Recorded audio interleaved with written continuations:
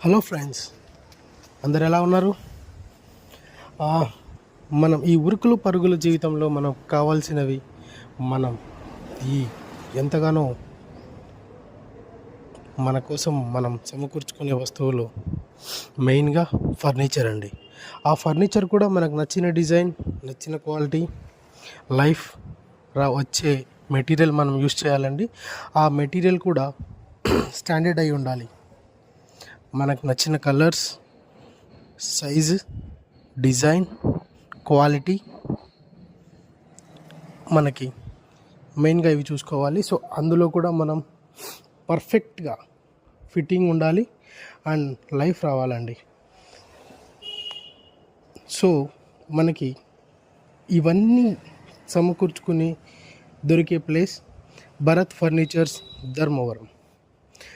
వీరు ఫర్నిచర్